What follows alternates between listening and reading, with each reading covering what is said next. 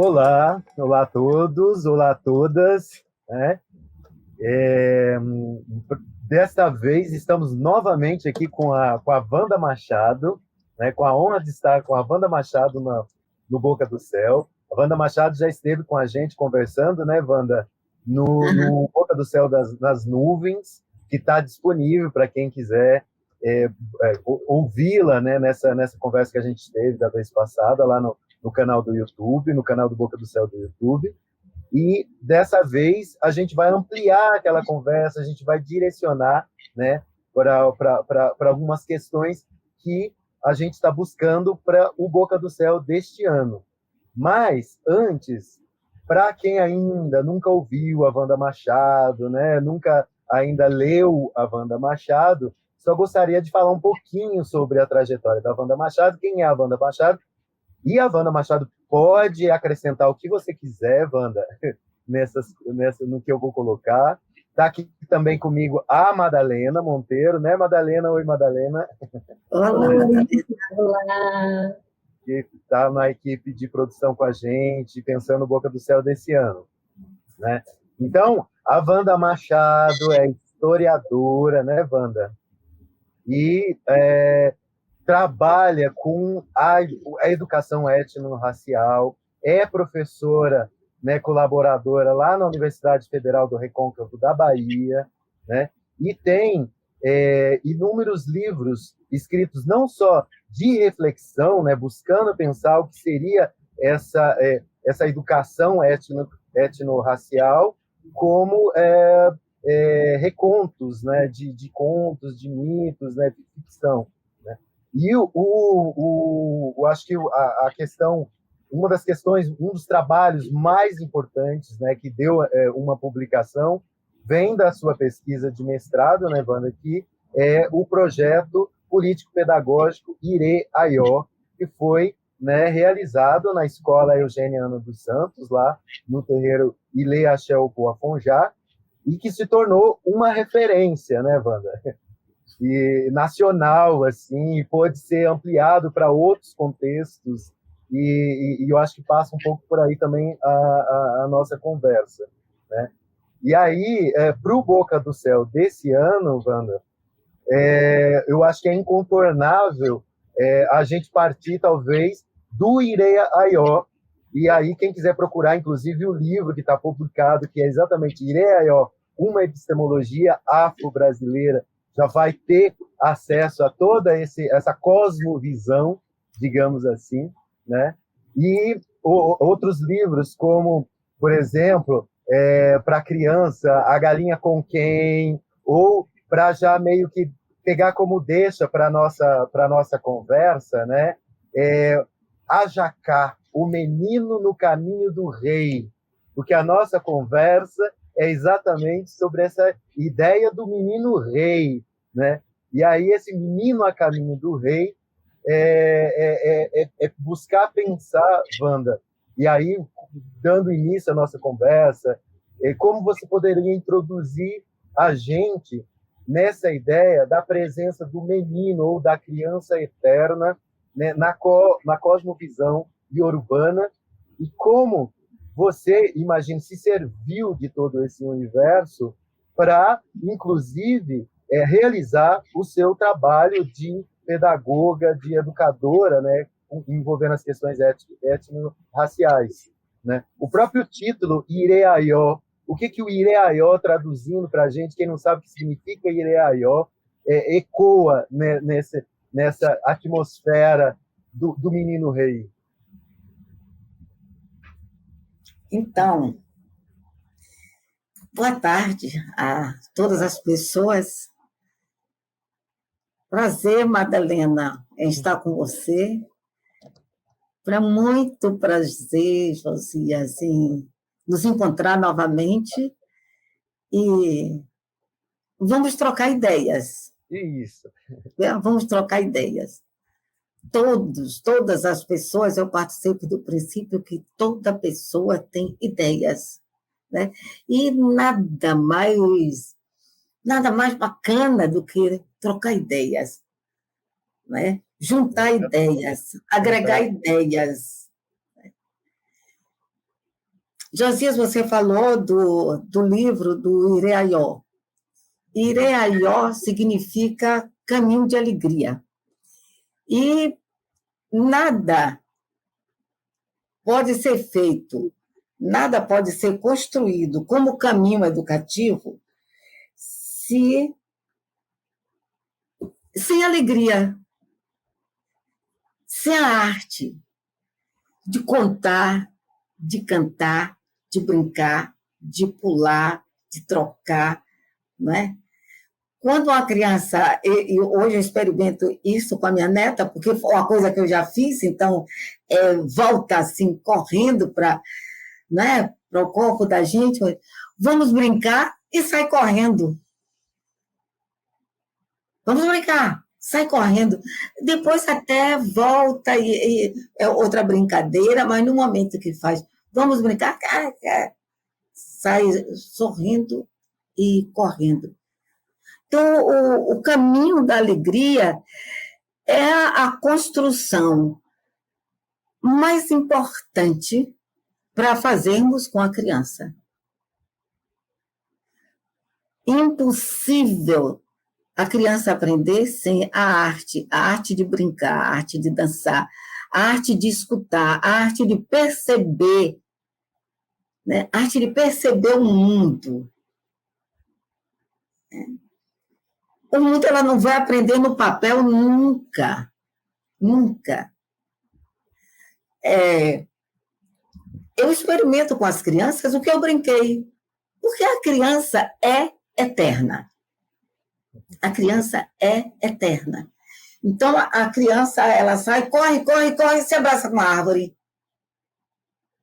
Eu faço isso até por um princípio, hoje até religioso, mas eu também ando, encontro uma árvore e me abraço. E como faz bem. E que, sabe, a gente sente a energia subir, não é? E tomar conta da gente. Então, essa minha criança, que é eterna, é uma criança que sabe mexer com terra, mexer com areia, sabe plantar. Eu nessa semana, eu não concebo a minha vida sem a natureza. Né? Ontem eu vi Krenak falar uma coisa bonita, que nós não somos donos da natureza, nós vivemos essa natureza com bilhões de seres. Então, nós nos dividimos e nós nos encontramos, né, com todos esses seres, visíveis ou não. Mas tudo isso está em nós, principalmente na imaginação da criança que brinca. Afinal, brincar é aprender é brincar, e como que isso se organiza? Brincar de aprender. É possível. É possível. Aprender e brincar é possível? Claro que é possível. No livro Ireaió, esse que foi falado aí no início, o Ireaió, eu saio com as crianças, em algum momento, eu saio da escola para o terreiro, e aí eles correm, um para cada lado, quase me ignorando. Eu não dava aula para eles, eu gravava o que as crianças falavam. E aí eles fazem, de repente alguém, olha o barracão como é grande, porque o barracão é lugar de festas, né? É maior do que a casa de Oxalá. Não, a casa de Oxalá é maior do que a casa de Iemanjá. E eles começam a discutir o que é maior, o que é menor. Eu não sei se eles estão entendendo de primeira que eles estão falando de conceitos matemáticos. Mas eu estou gravando e posso voltar a conversar novamente com eles sobre essas questões. Esses elementos que você trouxe, por exemplo, como a questão da natureza, a questão do caminho da alegria, a questão do brincar, né, sintetizado por essa ideia da criança eterna, E você até fala assim, até por um princípio religioso, eu também, hoje, eu abraço uma árvore e tal, e porque você citou alguns orixás e tal, como que, nessa experiência que você acabou de narrar com as crianças, como que você contaria para a gente da contribuição da cosmovisão iorubana nessa prática, né? O que, por exemplo, existem e quem são os orixás meninos? E o que os orixás meninos nos ensinam? Nós estamos falando não só da cosmovisão, mas da cosmopercepção que nós temos dessa cultura, né? Essa cultura que nós vivemos intensamente, que não nos damos conta, né? Não nos damos conta dessa vivência, dessa convivência, dessa percepção cósmica que temos do mundo. Nós, né, o povo candomblessista, nós temos uma percepção assim muito importante da criança, porque a criança para nós ela é um ancestral que volta. Então, ontem nós perdemos um ancestral lá na roça. Perdemos um ancestral. O nome dele era Valdemir, que hoje, quando a gente fala no nome dele, diz que Olorum Possipurê, né? Que ele encontre o lugar. Esse ancestral, ele volta a qualquer momento. Ele não precisa ficar 2, nem 3, nem 5, nem 10 anos, não há uma medida, né? Mas o ancestral volta. E eu começo a falar com as pessoas, com as professoras, do respeito que a gente precisa ter com esta criança, que é um ancestral. Às vezes a gente fala, como esse menino é esperto? De onde ele tirou isto? De onde saiu essa ideia? Né? A minha neta disse para a mãe, olha, eu fiquei te esperando. Eu via todo mundo arrumar uma mãe e sair. E eu fiquei esperando. Eu fiquei esperando porque eu queria você. E você é uma mãe que eu escolhi. Nós não somos espíritas, não se fala esse tipo, não se tem esse tipo de conversa. De onde ela tirou isso? Quantos anos tem essa menina? Será que ela tem 8 anos mesmo? E ela não é nada diferente dos outros, ela não tem nenhuma importância mais, ela é uma criança, como qualquer criança. Essas crianças, hoje, a criança é antiga, a criança, e vai se colocando, vai se adjetivando, né? O que é que está acontecendo com essas crianças. Para nós é muito simples. A criança é um ancestral que volta. Então, a criança pode ser muito mais sábia do que nós. Muito mais sábia. Não tem aquela citação da mãe menininha sobre o Logun-Nedé, né? O Logun-Nedé é orixá menino que velho respeita, né? Por quê? Por quê? Por quê? Então, porque nós dizemos assim, tem que escutar a criança, escuta a criança. Mas quando a criança fala, a gente faz que escuta. Porque nós, educadores, nós sabemos dar aula. Nós damos belas aulas. Nós criamos aulas muito bonitas, muito boas, com conteúdos importantes. Agora, conversar com criança é outra coisa. Conversar com a criança é outra coisa. Ouvir a criança é outra coisa. Deixar a criança falar é outra coisa. Então, quando eu pensei no Ireaió, de que eu não dava aula. Na época me deu muito trabalho, porque isso foi há 40 anos atrás. Né? E eu sentava com um gravador e conversava com as crianças. Depois é que eu transformava essa conversa em conteúdo. Então, era diferente. E as pessoas olhavam e faziam assim, ela está dando aula mesmo? Porque dar aula se convencionou que é sentada as crianças, uma olhando para o cangote da outra, né? Uma só vê isso aqui do outro, né?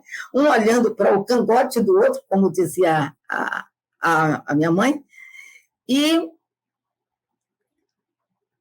a professora, um quadro de X. Né? Um quadro de X. No meu tempo era quadro negro. Agora não, já é até branquinho, pode colorir, tudo. Mas não passava daquilo. Não passava. Às vezes a lição era explicativa, a professora está explicando, o professor está explicando. E a criança aí, ela aproveitava para pensar em tudo que não estava ali perto dela, enfim. Então, a criança estava bom. Porque conversar com criança dá trabalho. Conversar com criança é diálogo. É diálogo. Então, quando eu pensei em fazer esse tipo de trabalho com as crianças, era um trabalho de diálogo. E no Ireaió, no livro, inclusive, há muitas... Bom, claro que não era possível colocar tudo no livro, mas tinha conteúdos, né, que passaram a ser conteúdos depois do diálogo. Então, o trabalho é um trabalho transdisciplinar, ainda não se falava, não se usava essa palavra, transdisciplinaridade, mas o trabalho é transdisciplinar, porque no mesmo trabalho, quando a criança diz é maior, a casa é maior do que a outra, a casa de Xangô é vermelha, mas a casa de Iemanjá é verdinha, então, o Iroco é bem grandão, né? O superlativo, né? São diferentes, né? São nascidos naquele momento. Então, toda a natureza, né, que está no livro saiu da criança. Toda a geografia saiu da criança. As ciências, toda a ciência que existe no livro, saiu da criança. Quando ele fala da água, ele fala da água dizendo, a água serve para tomar banho de folha. É a primeira coisa que ele diz. Porque a minha ideia, eu não tive tanto trabalho assim, não foi um ato de inteligência muito grande da PRO, não foi, porque eles é que me ensinavam. Né? Então, há um menino que hoje ele é um homem, uma pessoa bonita, um trabalhador, um músico, mas também um funcionário público, né? O Bier, que ele fala o tempo todo, ele ia o tempo todo descobrindo conteúdos da fala dele e da fala dos outros. Né? Então, eles começavam fazendo, quando eles falaram da água. A água serve para tomar banho de folha. Depois a água a gente bota na boca. Aí a água vem lavando tudo. A água vem lavando tudo. Aí quando chega aqui, o que acontece? Vira mijo. Né? Quer dizer, um conteúdo das ciências, né? No melhor estilo, porque vai lavando. E é isso né? Que acontece, esse movimento todo no corpo humano, né? Ele vai lavando. Bom, daí, para conversar sobre ciências com essas crianças de 7 anos, era muito fácil. Era muito fácil. O livro termina ele dizendo: a folha é viva, o bicho é vivo, a água é viva, tudo é vivo. Tudo é vivo, né? Tudo é vivo. E essa ideia de comunidade, né? De diálogo e de diálogo comunitário e de diálogo e desse diálogo real que você falou, né? De conversa que é um desafio, né? Ter esse diálogo real.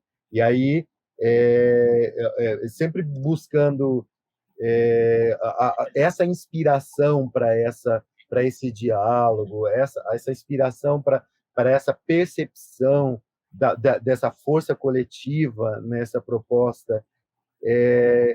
De onde veio isso para a Wanda? Josias, eu nasci no recôncavo da Bahia. Uhum. Eu nasci num lugar chamado São Felipe. Uhum. E que o recôncavo tem uma motivação negra incrível. A motivação iorubana é... Eu era negra e não sabia. Quando eu era menina, eu era uma menina. Era uma menina. E com o tempo, né, eu fui pensando, né, fui descobrindo quem é essa menina Wanda. Quando eu me decidi ser professora, eu pensava, a escola não tinha que ser assim. Então, a menina Wanda sabia... eu sempre brinquei muito, as bonecas eram as crianças, eram as alunas, na época, como se chamava, né? Hoje são nossas estudantes, mas eu sentava todo mundo ali para dar aula. Mas a aula que eu dava a essas crianças foram muito parecidas com as aulas que eu levei para o Ireaió, porque eu brincava de dinheiro e o dinheiro era folha. Eram folhas. O mato tinha uma importância de pessoas, de casas, de lugares, não é? Não era só mato. A minha percepção não era esta, né? Era uma percepção que transitava na minha imaginação.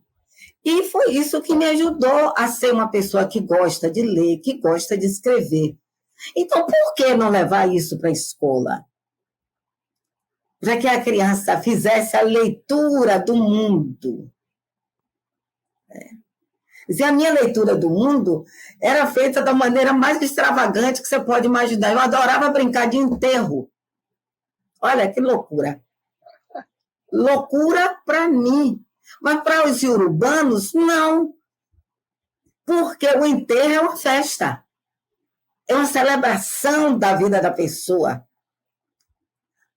Eu não sabia o que eu estava fazendo, eu não conhecia, não tinha ideia que um dia mergulharia nessa história. Mas para o iorubano é uma festa. Aí você pode perguntar onde que a gente pode chegar com uma coisa dessa, com uma história dessa. A nossa compreensão de nós, professores, está mudando em relação à criança, né? A prosa com a criança, a compreensão da criança. A arte é imprescindível. A arte é imprescindível. O teatro na escola é imprescindível, a dança, o cantar, é imprescindível. Você vê que as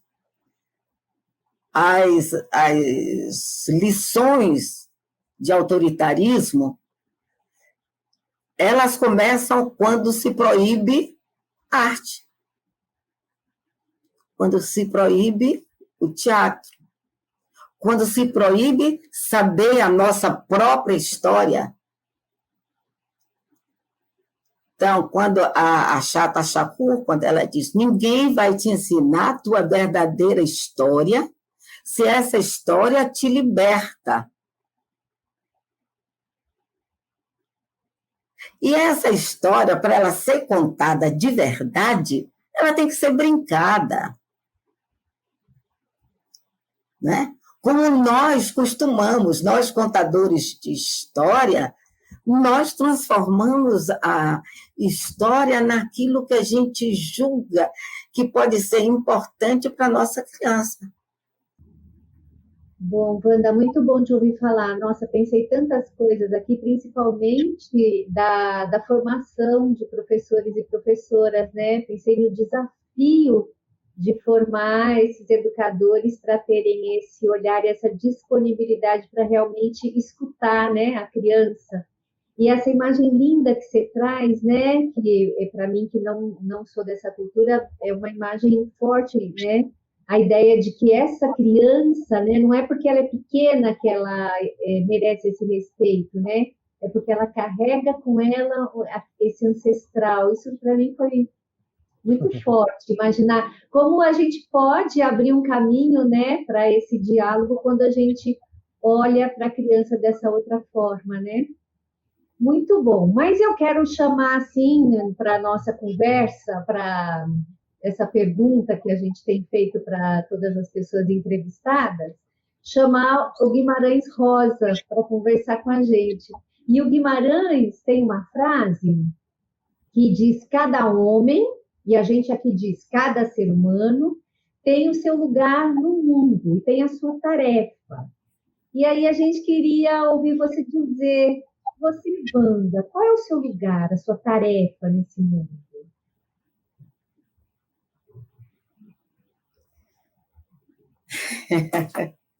Ser professora. Ser professora. Não tem coisa melhor do que ser professora. Ah, ser professora é uma coisa tão boa que se pagassem muito bem a gente para ser professora, eu não sei o que é que podia acontecer, porque nós já somos tantos. Mesmo assim, com todo esse maltrato, ia ter uma guerra para a gente encontrar o lugar de professora. E aí, Wanda, você sabe que um dos maiores compromissos do Boca do Céu é exatamente com a educação, né? E aí a gente fica feliz, então, de estar colaborando com a realização da sua tarefa. Então, a gente gostaria de não terminar essa conversa, Wanda, sem ouvir uma história, você nos contando uma história, e aí poderia ser uma história né, de um orixá menino, de um orixá enquanto menino, né? A cosmopercepção africana, afro-brasileira, enfim, essa cosmopercepção iorubana, né? Não é assim, nada tem que ser. Porque a gente pode dizer assim, eu sou uma filha de Oxum, mas existe um Oxum que é muito velha. E existe um Oxum que é muito nova, que nem a minha, que é quase uma menina. Então, essa questão de gênero, idade, sabe, é alguma coisa muito... fluida. Muito fluida, exatamente. Que bom, chegou a palavra correta, é isso mesmo. Então, eu vou contar uma história de Exu, que não é uma história de menino, mas Exu faz artes de menino. Então, um senhor tinha uma fazenda com muitos empregados. E esses empregados eram sempre maltratados. Mas, de repente, eles perceberam que não tinha que ser assim.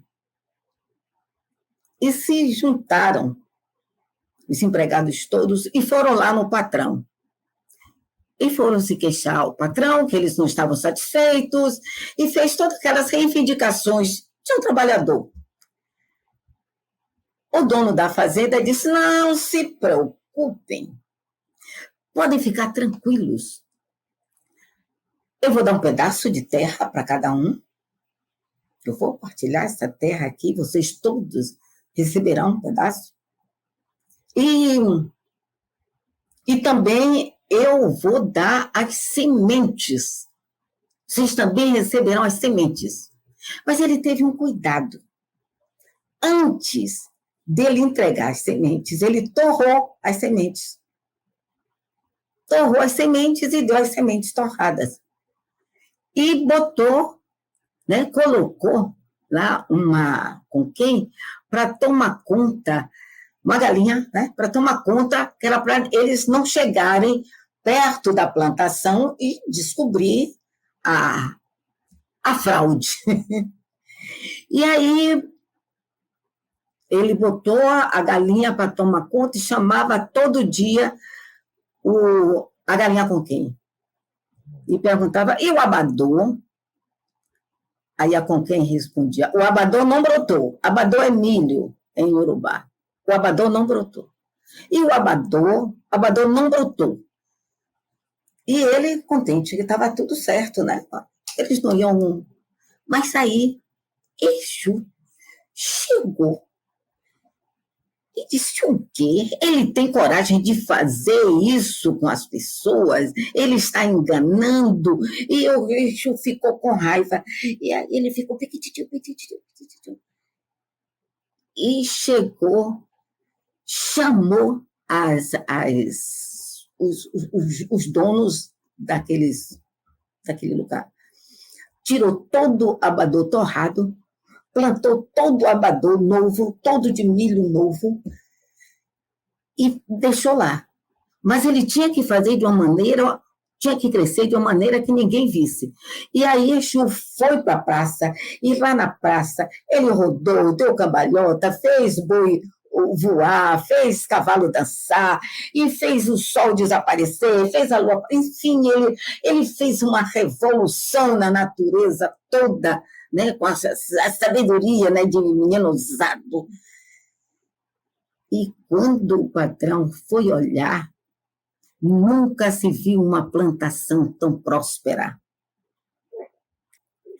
Bom, essa história foi trabalhada por um tempão, né, que a arte de Exu fez com que a gente pudesse aprender o que é política pública, o que é reivindicação, o que é a agregação de pessoas para ir lá no chefe. Enfim, a transdisciplinaridade se fez com a plantação, o que é a plantação, o que é necessário, enfim. O que eu quero dizer, finalizando, é a riqueza que é você trabalhar a transdisciplinaridade contando histórias, mitos africanos, onde é possível você trabalhar a história, a geografia, a ciência, nada separado, nada compartimentalizado, nada em gavetas diferentes. Não, a história fica, né? A história ela tem esse poder, e aí a gente fica ruminando ela depois da conversa, com certeza. Então, Wanda, super obrigado novamente, né?